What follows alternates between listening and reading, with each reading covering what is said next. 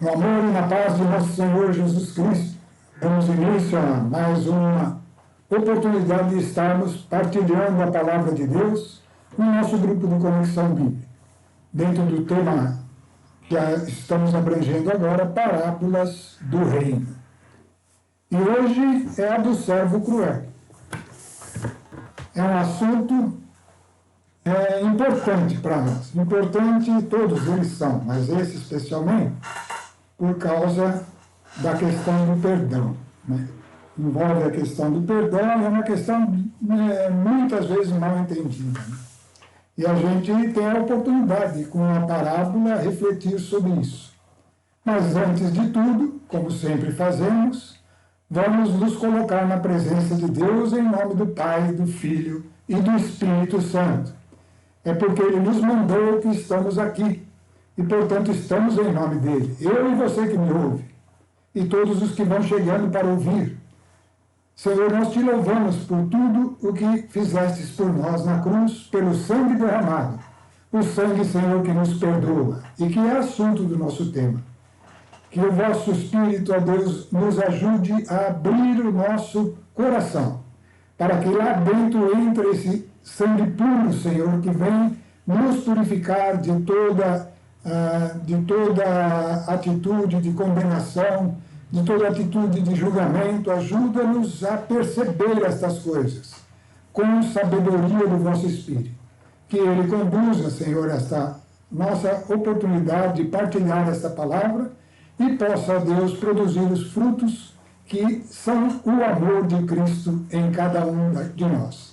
Ao Deus Todo-Poderoso, nosso louvor, agora e sempre. Amém. Bom, vamos lá, começando o nosso assunto. Como falei, é um assunto que é importante, ele é muito presente na nossa vida, né? No dia a dia, né? A gente vai perceber isso à medida que a gente for tomando consciência do sentido dessa parábola, que é um sentido importante para nós. Lembramos sempre que as parábolas são coisas que nós vemos, tocamos, normalmente objetos da criação, e que tem um sentido espiritual que vale para a nossa vida no espírito. Porque tudo que Deus fez tem um sentido por trás.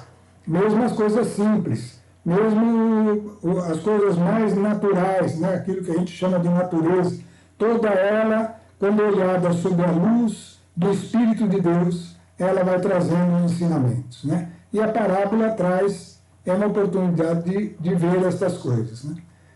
Aqui, essa parábola, no entanto, fala mais do relacionamento mesmo entre duas pessoas. Vamos ler aí. Está na tela, é fácil de acompanhar, Mateus 18, 23 a 35, só tem em Mateus, né? Embora alguns temas, alguns assuntos que ela engloba, tem uma partezinha também que está em Lucas. Mas nós vamos citar aqui. Vamos lá. Lá no versículo 23, né, que é onde começa a parábola, de 23 a 35. Ela começa com a frase: por isso o reino dos céus é comparado a um rei que quis ajustar contas com os seus servos. Quando começou a ajustá-las, trouxeram-lhe um que lhe devia 10.000 talentos. Como ele não tinha com que pagar, seu senhor ordenou que fosse vendido ele, sua mulher, seus filhos e todos os bens para pagar a dívida. Esse servo, então, prostrou-se por terra diante dele e suplicava-lhe: dá-me um prazo e eu pagarei tudo. É até interessante a frase do servo, porque quando a gente vai ver quanto é os 10.000 talentos, ele não tinha nenhuma chance com prazo algum de pagar, né? Mas vamos em frente. Cheio de compaixão, o Senhor deixou-o ir embora e perdoou-lhe a dívida. Perdoou-lhe. Apenas saiu dali, encontrou um de seus companheiros de serviço que lhe devia 100 denários. Agarrou-o na garganta e quase o estrangulou, dizendo: paga o que me deves. O outro caiu-lhe aos pés e pediu-lhe: dá-me um prazo e eu te pagarei. Mas, sem nada querer ouvir, esse homem o fez lançar na prisão até que tivesse pago sua dívida. Vendo isso, os outros servos, profundamente tristes, vieram contar ao seu senhor o que se tinha passado. Então o senhor o chamou e lhe disse: servo mau, eu te perdoei toda a dívida, porque me suplicastes. Não devias também tu, compadecer-te do teu companheiro de serviço, de quem, como eu tive piedade de ti? E o Senhor, encolerizado, o entregou aos algozes, até que pagasse toda a sua dívida. E a última frase, para nós. Assim vos tratará meu Pai Celeste, se cada um de vós não perdoar a seu irmão de todo o seu coração. Presta atenção nisso, todo o seu coração. Coração aqui é algo importante no sentido dessa parábola, né? Então vamos tentar analisar usando, sabe, aquele critério que a gente tem usado. Pegar algumas palavras-chave para ir pegando o sentido paralelo dela, né? Aquele sentido que é o que salta à vista, que é a primeira coisa que você vai vendo quando lê a palavra e que você já vai fazendo uma analogia. Provavelmente é isso, é aquilo, né? Então eu separei aqui algumas palavras desse tipo, que a gente chama de palavras-chave, né? Primeiro, a parábola começa com por isso. Isso indica que tem algo um pouquinho antes da parábola que levou Jesus a anunciar essa parábola. E esse por isso, então, é importante para nós. E isso nós vamos ler, que tem um texto um pouquinho antes da parábola que levou Jesus a dizer, por causa disso, e aí começa, né? Outro aspecto da parábola que precisa saber quem que é o rei, quem que era o rei que resolveu ajustar conta com os seus servos. Então, tem que entender. Um servo, ela fala que um servo lhe devia uma quantia enorme, que era 10 mil talentos. Então, vamos entender o que é esses 10 mil talentos. A súplica que o servo, reconhecendo que a dívida é impagável, suplicou a ele, né? A compaixão que aconteceu por parte do rei, né? E depois, na sequência, aparece o companheiro de serviço, né? Vamos entender o que é cada uma dessas coisas. Só que aqui ele não suplicou, ele pediu-lhe, né? Para perdoar. Mas o que aconteceu? Vem a frase, ele decidiu lançar na prisão esse seu companheiro, e aí vem em sequência, o rei encolerizado entregou aos algozes, que seria isso, né, algozes, como que é essa entrega, e depois vem a frase final, que é para nós refletirmos sobre ela, assim nos tratará meu Pai Celeste. É lógico, se nós não perdoarmos de todo o coração, né? Então, essas palavras-chave, nós vamos tratar cada uma delas, porque elas são, assim, que vão dar a direção para o entendimento da parábola. O por isso. O por isso, então, é um texto que está em Mateus, logo antes do início da parábola, em que Pedro estava conversando com Jesus. Esse mesmo texto tem um paralelo lá em Lucas, que nós vamos ler aí, porque os dois têm um sentido importante, né? Então, por isso, por causa de que Jesus começou a contar essa parábola? Porque Pedro se aproximou dele e disse, Senhor, quantas vezes devo perdoar meu irmão? Quantas vezes vou ter que ficar perdoando aqui, né?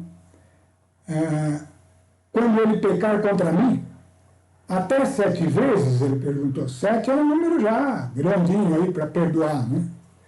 Respondeu Jesus, não te digo até 7 vezes, mas até 70 vezes 7. Lá em Lucas, está tratando também dessa mesma pergunta, e Jesus fala, se teu irmão pecar, repreende-o.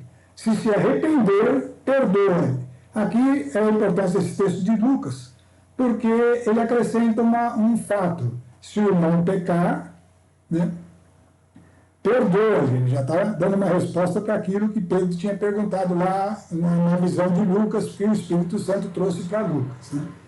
Mas com a condição de se arrepender. Se pecar 7 vezes no dia e contra ti, e 7 vezes no dia vier procurar-te, dizendo, estou arrependido, lhe perdoarás, é uma ordem, e lhe perdoarás.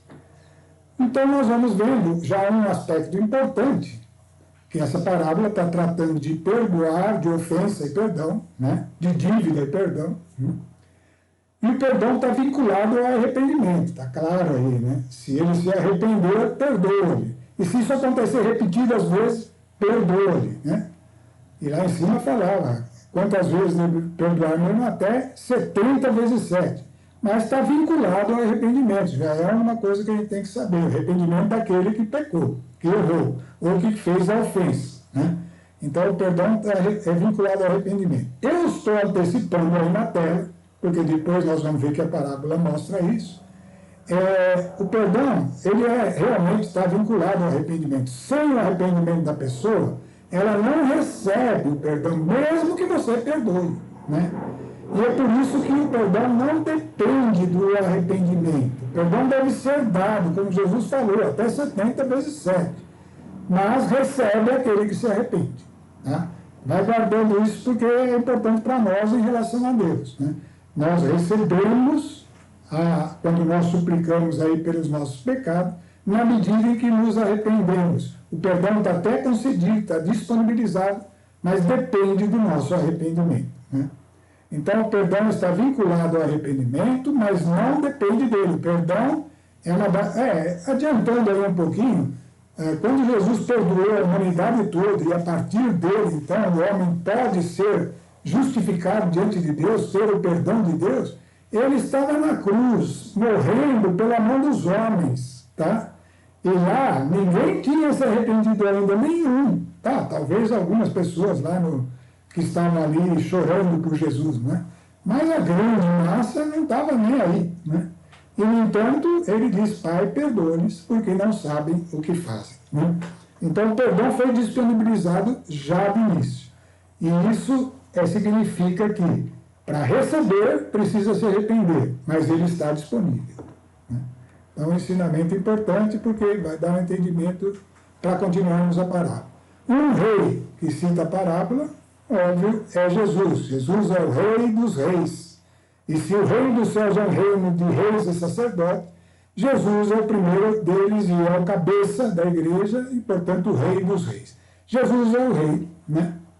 Um servo é servo, hein? Não é um estranho, não é alguém que estava passando lá do lado, é um servo. Então, isso caracteriza ser um que crê em Jesus, um cristão, né? Um servo, então, é qualquer cristão. E como ele trata de 2 servos na parábola, o primeiro nós vamos chamar de primeiro servo, e o segundo que aparece na parábola de segundo servo.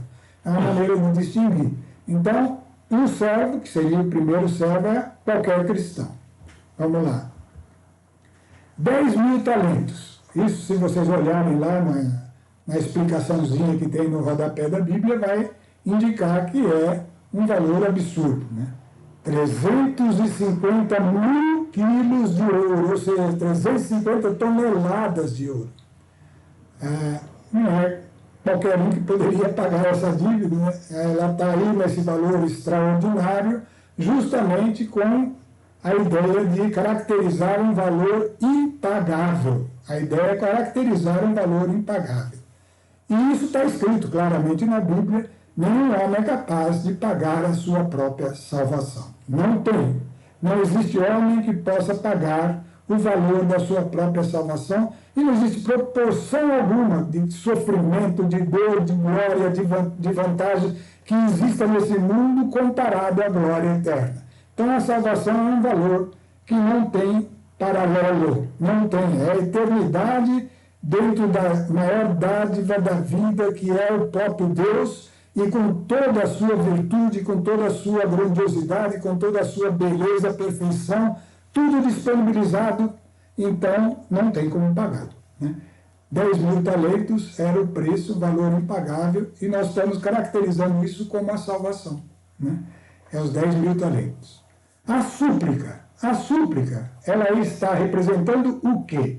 o dia em que aqueles que se tornam servos de Jesus Cristo, que é o Rei, entregam-se a Jesus, cientes da sua dívida impacável.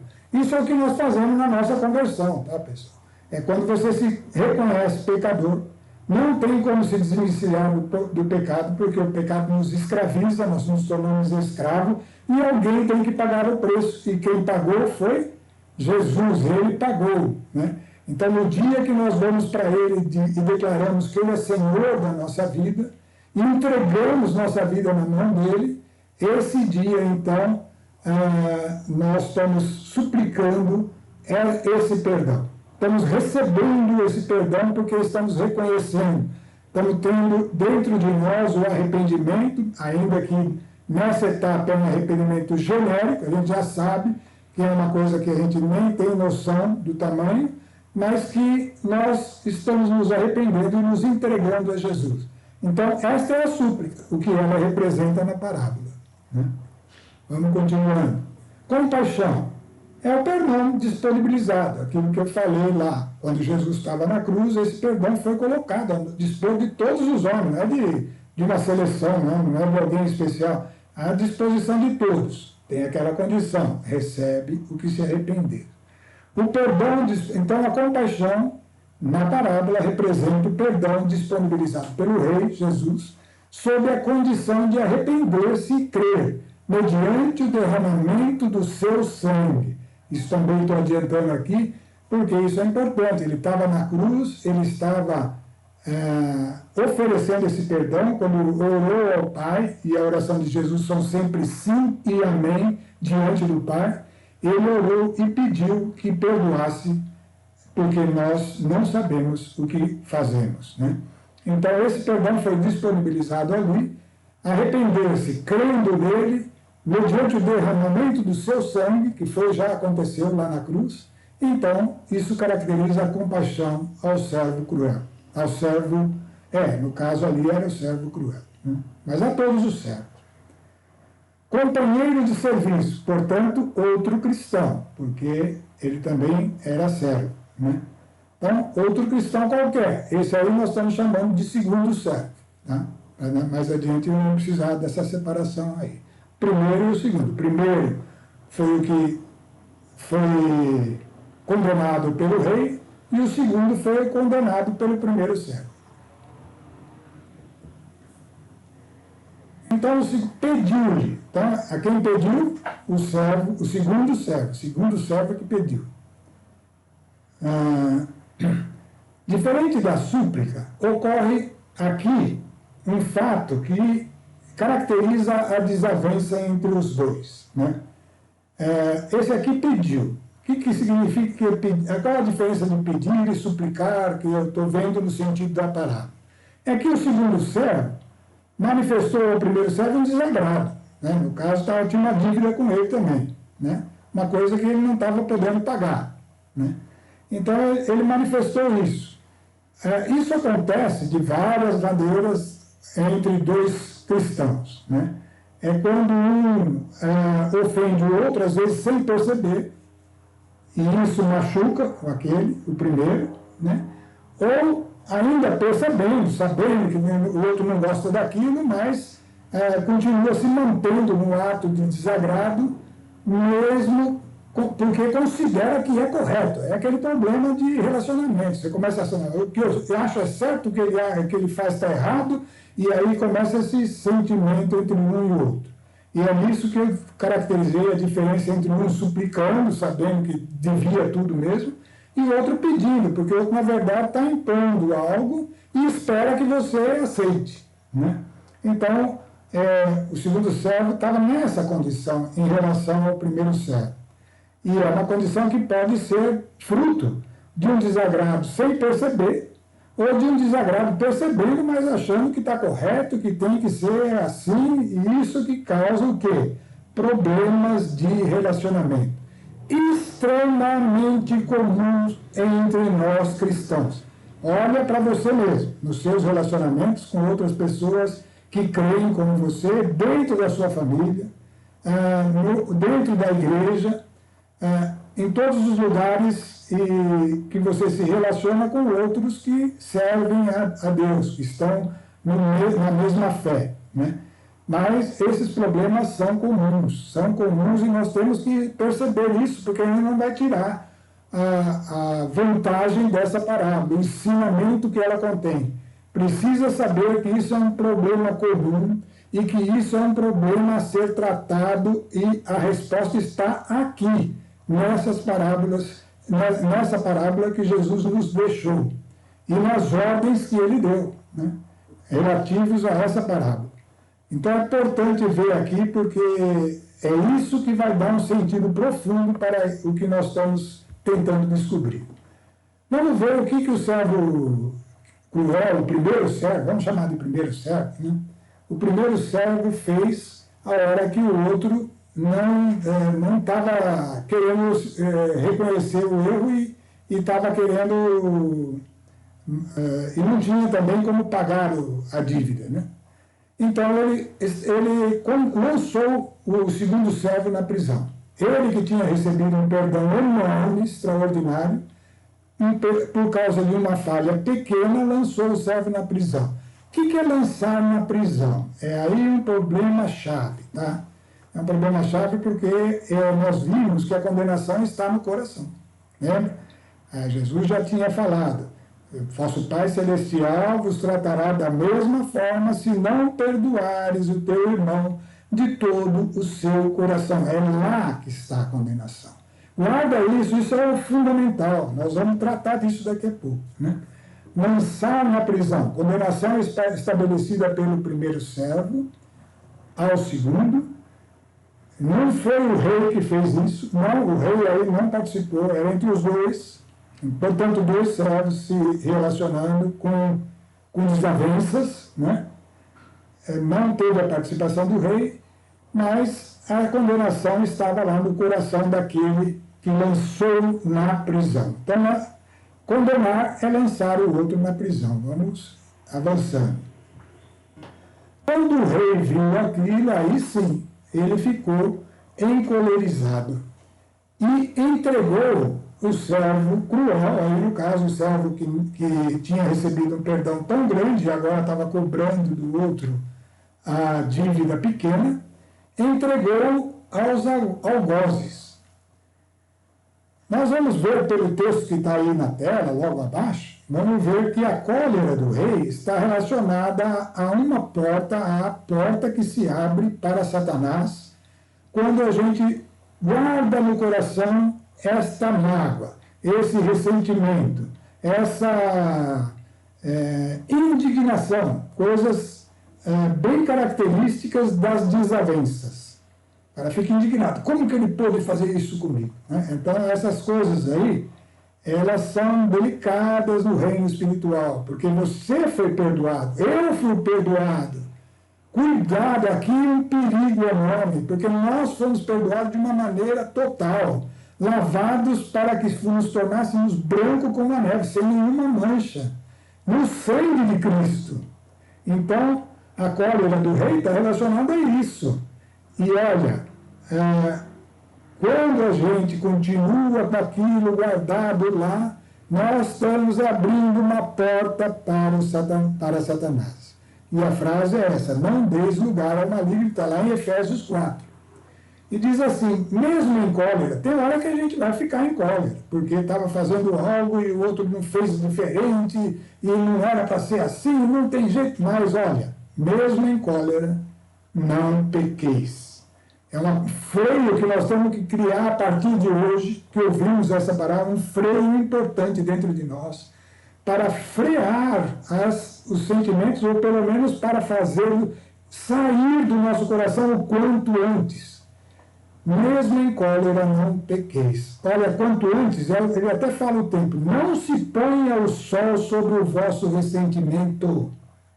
Não deis lugar ao demônio. Vê porque o rei estava encolerizado? Porque a porta ali ficou aberta para a entrada do maligno, né? E é isso que Jesus está nos ensinando.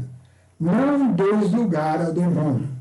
E aí ele vai falar de várias outras coisas, é óbvio, que o cristão tem que tirar para não dar lugar ao demônio, Mas entre elas vem na sequência, no versículo 31, toda amargura, ira, indignação, gritaria, calúnia, tudo isso é o quê? Frutos de desavenças, de desarmonia, de opiniões divergentes, conflitantes, e é comum, né?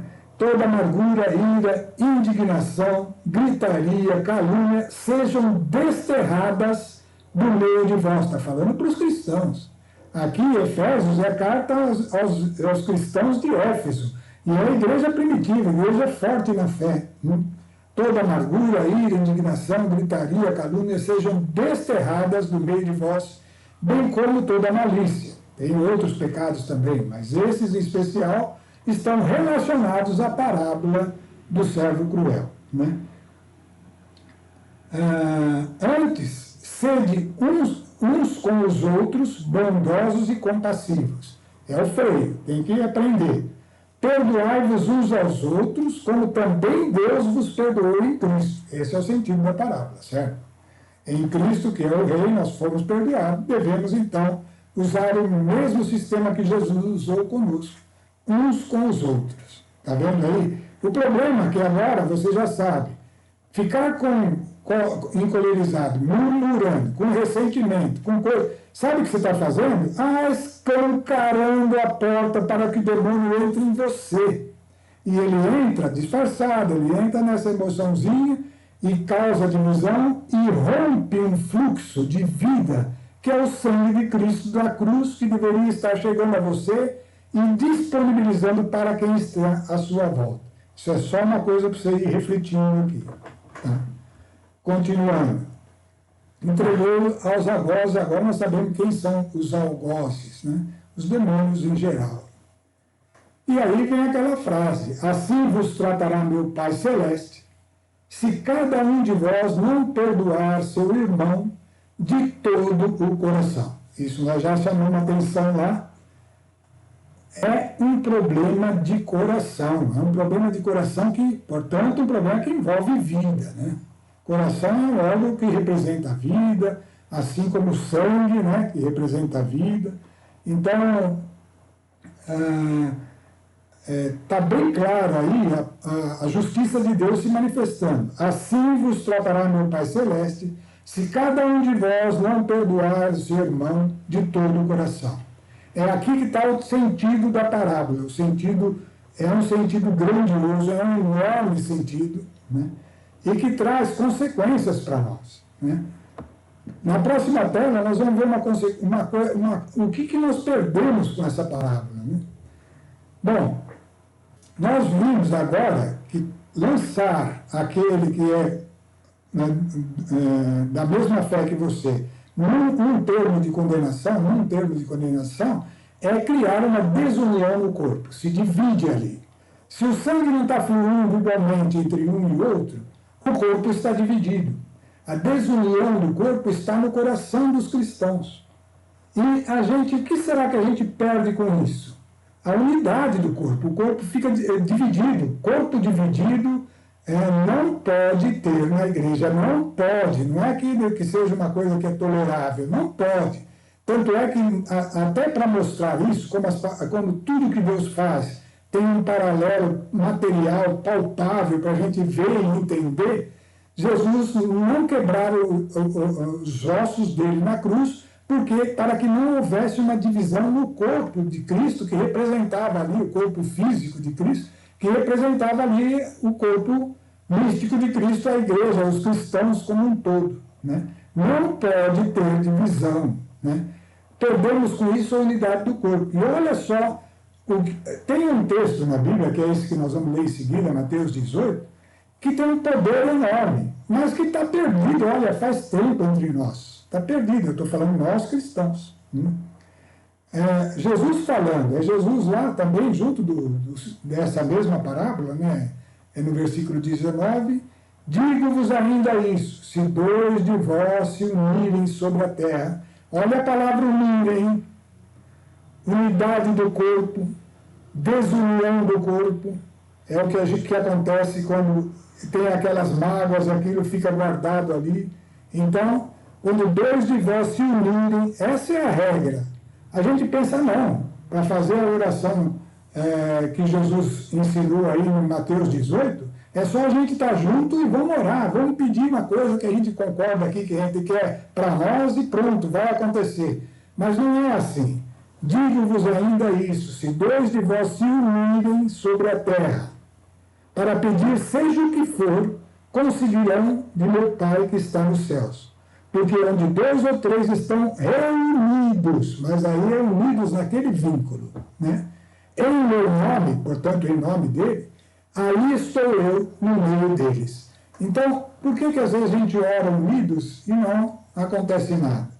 Porque há desarmonia entre nós. Quebrar esse processo de desarmonia é que nós vamos ver agora como é que a gente pode ir nesse caminho, como é que é uma direção para isso. É o que se pretende aqui a partir dessa parábola, né?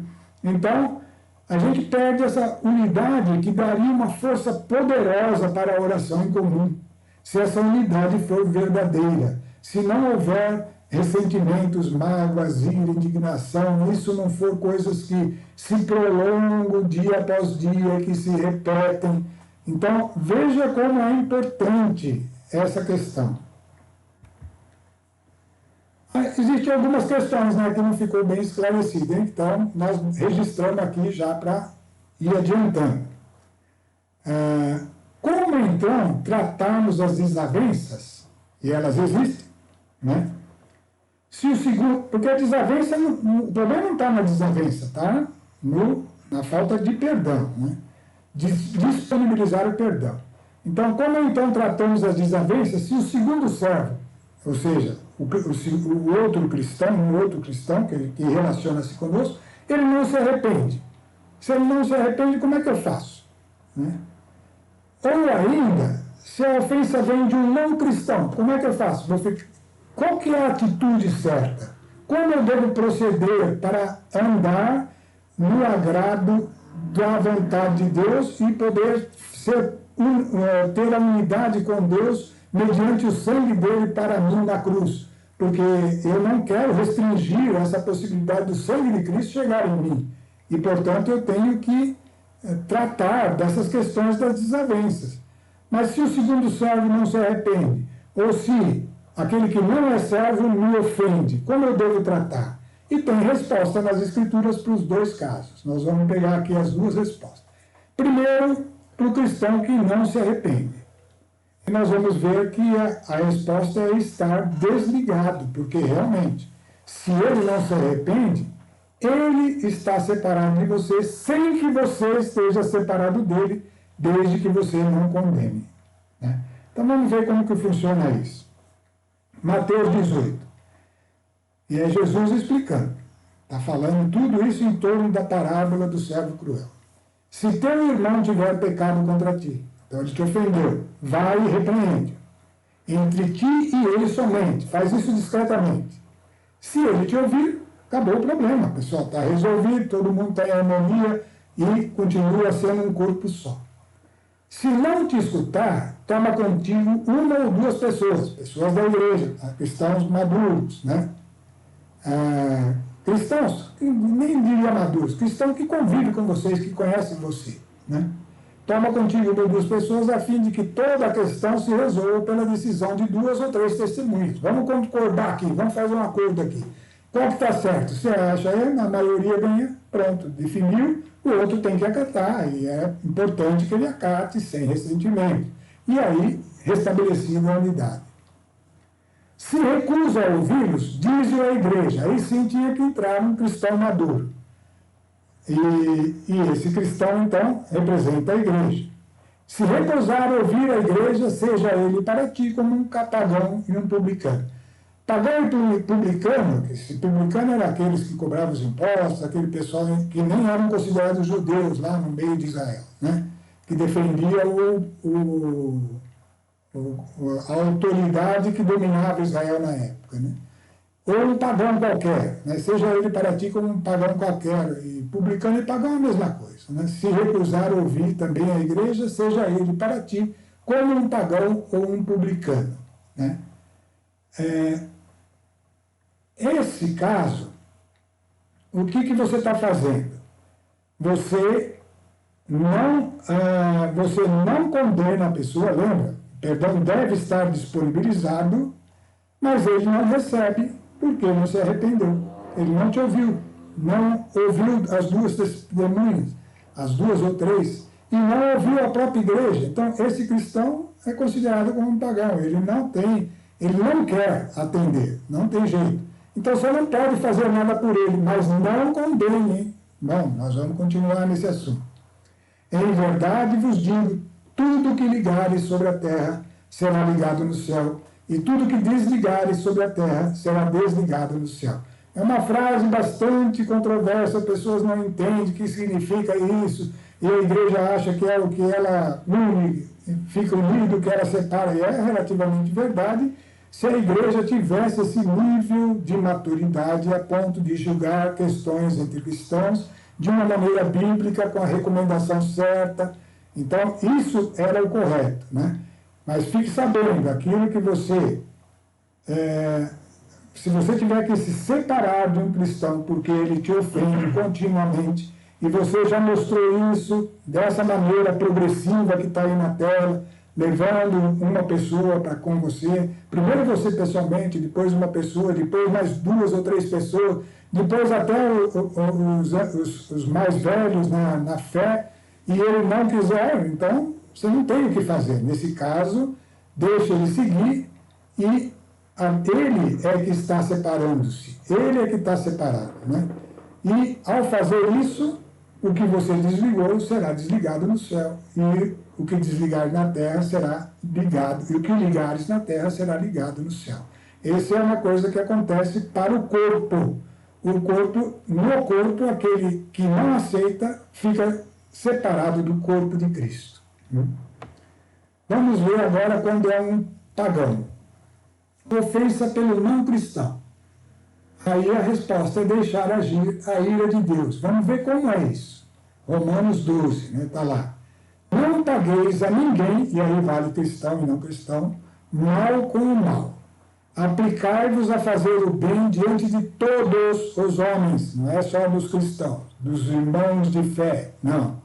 É todos os homens. Se for possível, naquilo que depende de vós, ou seja, da tua parte, que está na boa vontade de conviver em harmonia, no que depender de vós, viver em paz com todos os homens, cristão ou não cristão.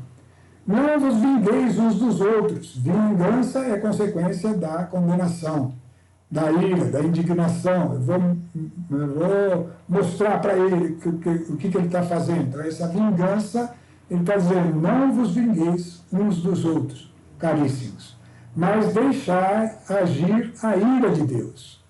Então, essa consciência nós precisamos ter. Todo aquele que não está em Cristo está debaixo da ira de Deus. Então, se ele me causa algum dano, da minha parte, eu não preciso querer tirar satisfação, querer uma resposta. Eu tenho que estar confiando em Deus. E o juízo é da parte de Deus. Porque está escrito, a minha vingança é Deus falando. A mim exercer a justiça, diz o Senhor. Tá? Então, está visto.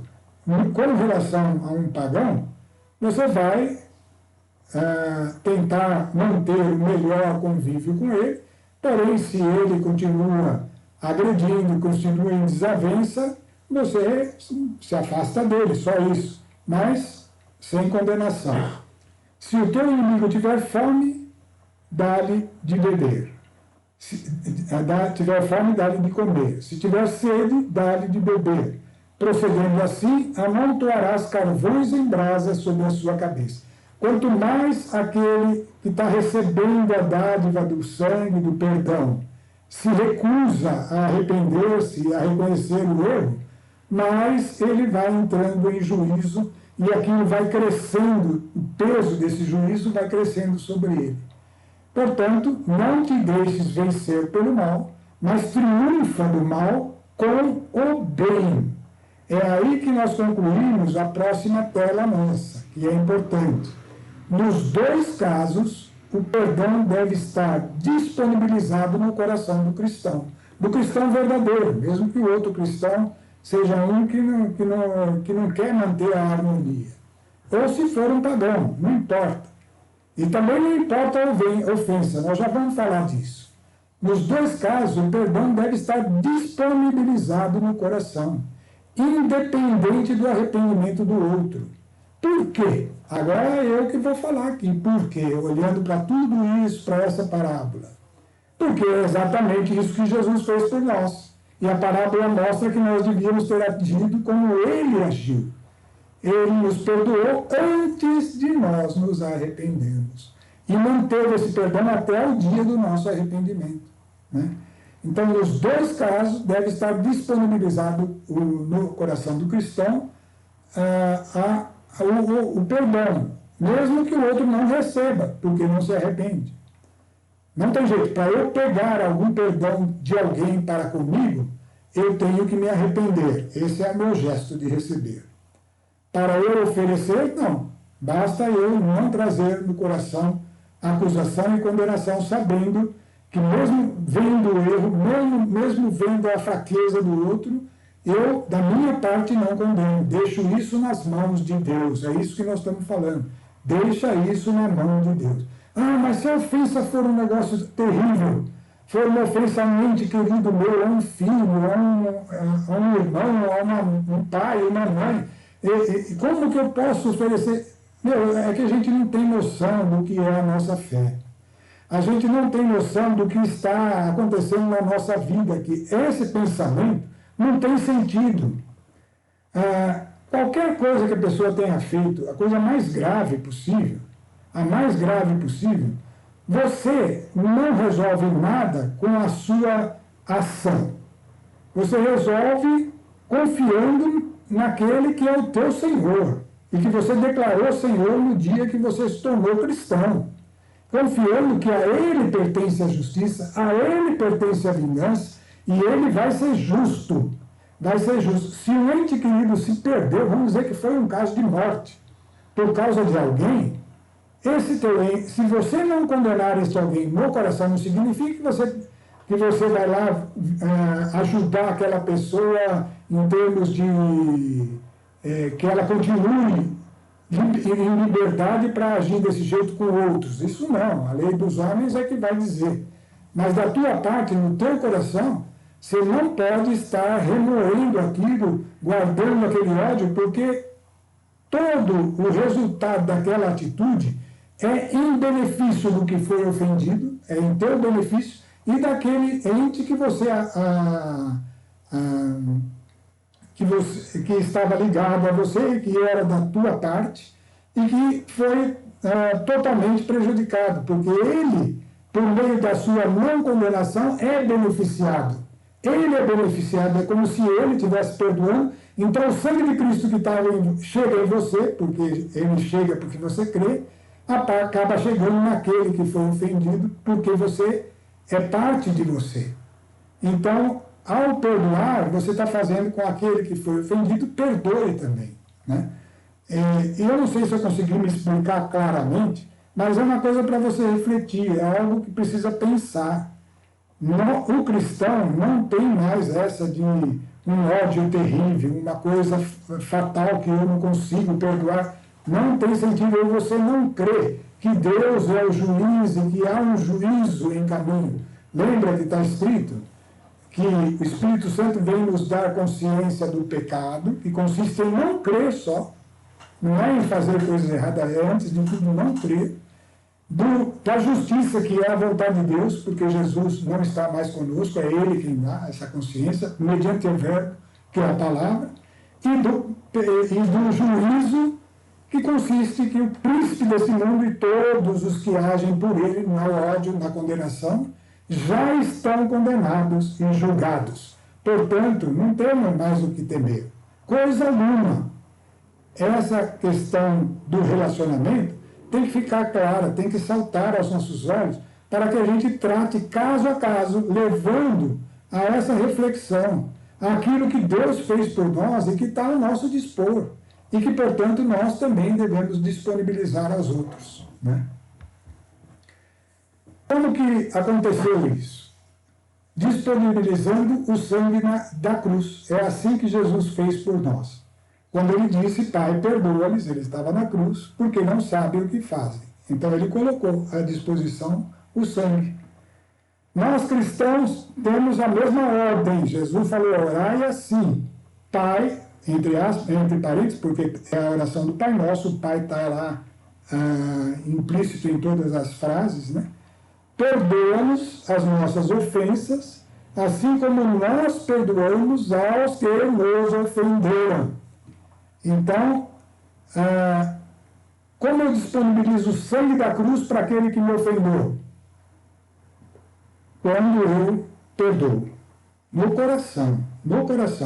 Mesmo que eu não possa perdoá-lo, mesmo que ele não receba, porque ele não se arrependeu, mesmo que ele não receba, eu posso ficar tranquilo no perdão, porque se ele não se arrepende, o juízo já está sobre ele, o príncipe desse mundo já está condenado, ele já está julgado, ele já está sujeito à condenação. O que eu posso ajudar um homem que me ofende é fazê-lo reconhecer o seu erro e se arrepender. Nesta hora, se eu fiz isso com um coração que não acusava, que não condenava, eu estou dando a oportunidade do sangue de Cristo chegar até ele e ele se arrepender. E aí está justificado, eu não preciso me preocupar mais. Ele está justificado, o dano dele vai permanecer, mas o sangue de Cristo cobre tudo. E como eu disse, a vida futura não tem comparação alguma com os sofrimentos da vida presente. É uma coisa tão extraordinariamente superior que vale a pena dispor de tudo daqui em favor desse benefício maior. Por isso, o exemplo que a conversão é comparada a 350 toneladas de ouro, com uma visão material só para comparar o tamanho da obra realizada em Cristo, né? Então, assim como Jesus faz, nós devemos fazer. Ele estava morrendo na cruz por causa das pessoas, estava dando a vida, estava dando.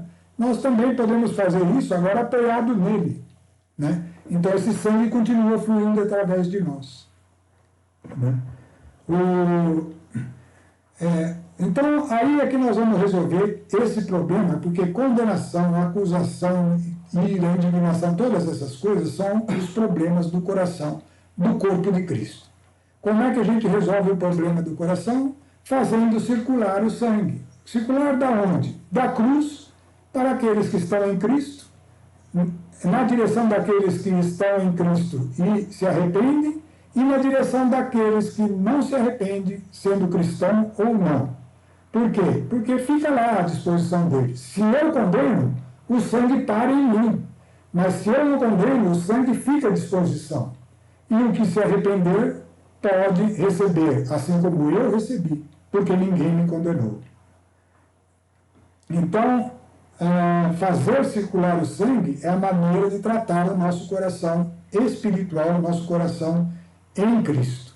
Sangue é agente de perdão, tá, pessoal? Isso está escrito. Olha lá, Hebreus 9, ó.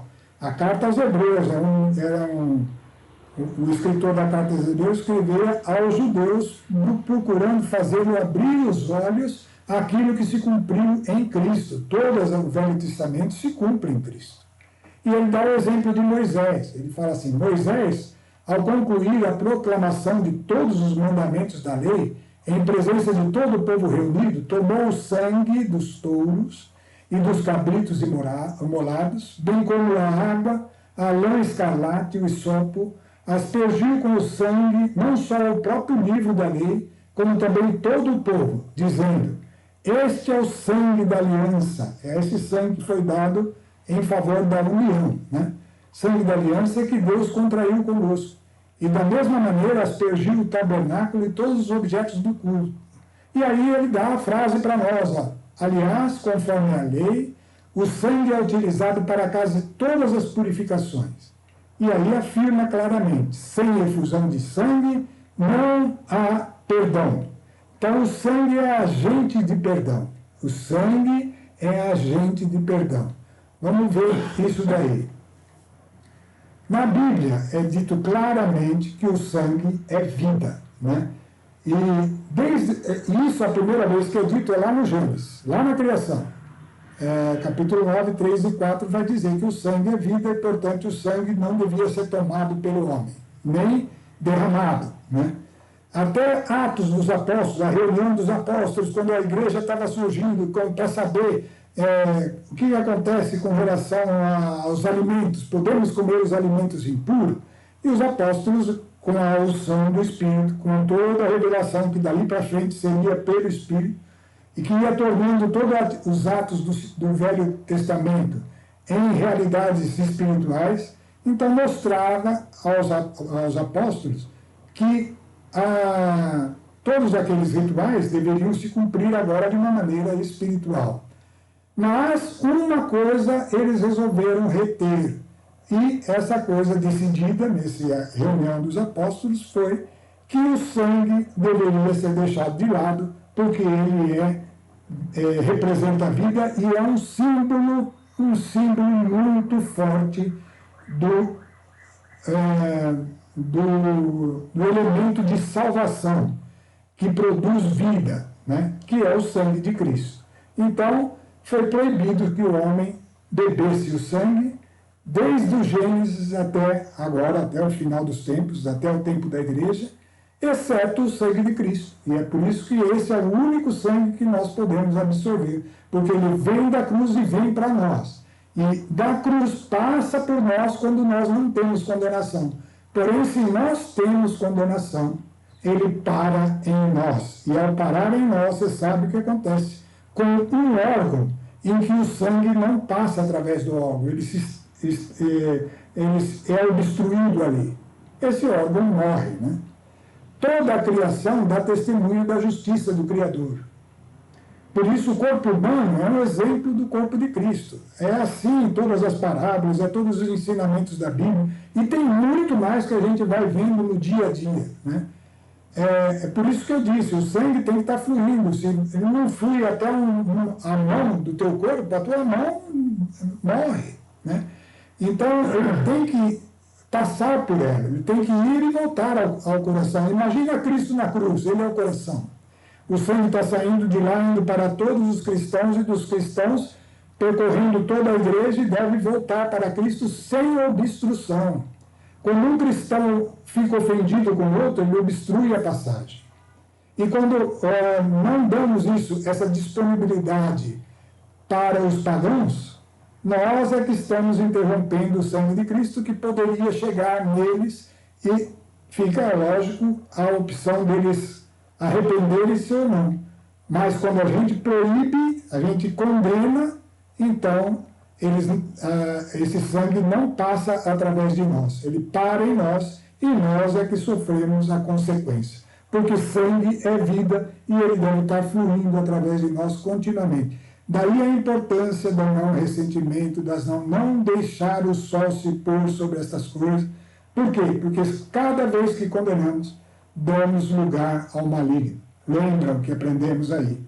Guarda tudo isso e medita sobre isso. Eu não estou dizendo que aqui você precisa se limitar ao que foi dito. Eu quero alertar, quero acender uma luz, quero que você mergulhe nesse ensinamento e que vá adiante por você mesmo. A palavra de Deus é vida, o Espírito de Deus está em você e ele pode te ensinar mais e mais sobre isso. Mas o importante, em nós, zero condenação, seja para os pagãos, seja para os gentios.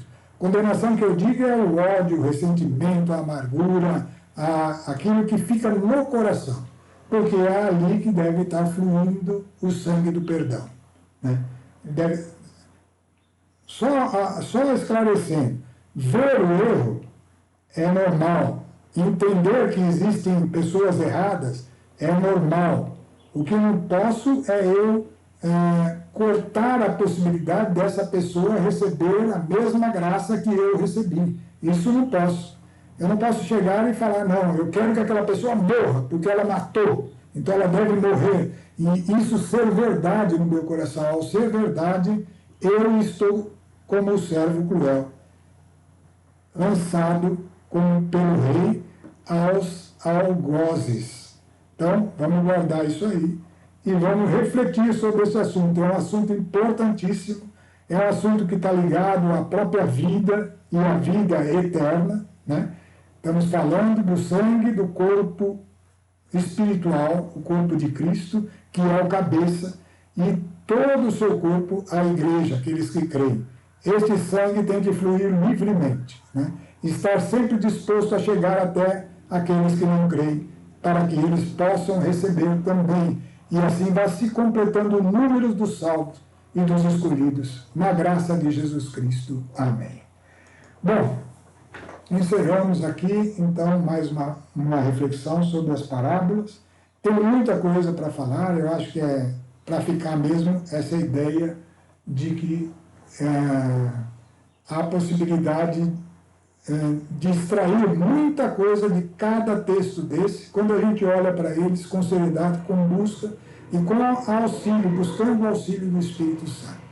E é por isso que nós encerramos a nossa reunião dando graças a Deus por tudo que Ele trouxe para nós hoje, por esta palavra, e que Ele possa levar adiante, junto daqueles que ouvem, e possa também em mim produzir mais e mais este conhecimento da verdade. Porque conhecer a verdade é conhecer Cristo, e conhecer Cristo é unir-se a Ele sem barreiras, de modo que possamos viver esta vida esplêndida, esta vida de maravilhas, e esse tipo de vida que não é limitada ao tempo, mas que é eterna. Amém.